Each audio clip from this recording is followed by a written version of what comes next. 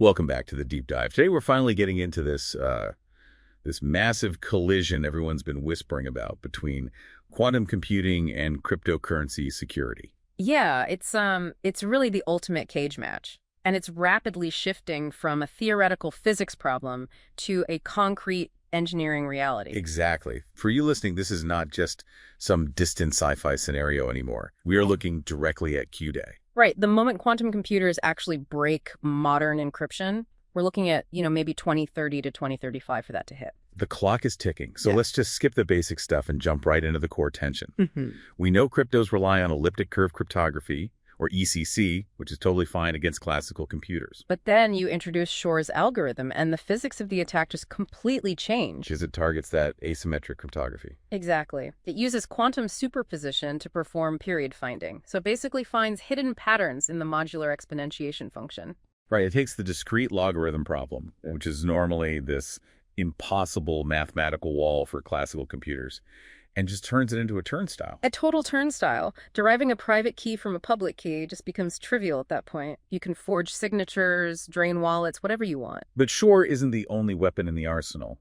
We've also got Grover's algorithm coming for the miners. Yeah, while Shor is like a sniper taking out signatures, Grover is a battering ram. It targets symmetric hashing. So it basically halves the security of something like SHA-256. Exactly. It makes SHA-256 act as weak as SHA-128. So a single entity with a quantum rig could technically execute a 51% attack or just rewrite chain history entirely. Because they're just mining at a speed nobody else can touch. And the hardware progress is the real catalyst here. We've got Google's Willow chip, Microsoft's Majorana. Yes, we are finally moving away from those noisy intermediate systems where qubits just error out before finishing a calculation. Right, they're moving into fault-tolerant quantum computing, actually correcting errors faster than they happen. And once that scales, the encryption breaks. So let's bring this back to the listener. If you hold Bitcoin, your nightmare scenario is the exposed public key vulnerability. Right. If you have ever sent a transaction from a wallet, your public key is permanently visible on the ledger. Which makes you a total sitting duck for a harvest now, decrypt later attack. Adversaries are already scraping those exposed keys today. They just wait for Q-Day and then boom, they derive the private keys and drain everything. So the fix is migrating to quantum-safe addresses, specifically P2QRH.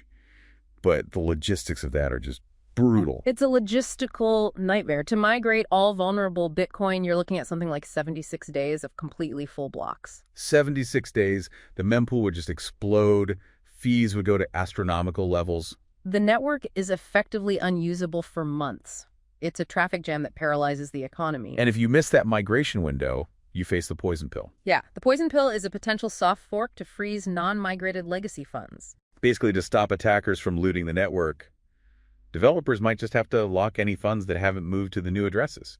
Even Satoshi's original stash. If you don't move it, the protocol burns your access to save the system. Talk about high stakes.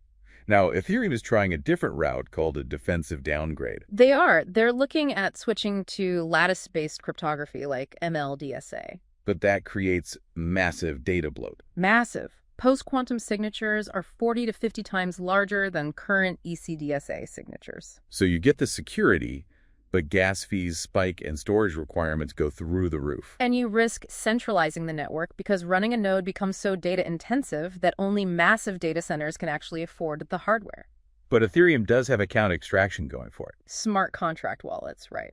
That is their structural advantage. It allows for cryptographic agility. So users can swap out verification algorithms without needing a massive hard fork. Exactly. You upgrade your own security logic without rebooting the entire blockchain. So Bitcoin faces a hard fork migration crisis, and Ethereum faces a bloat crisis.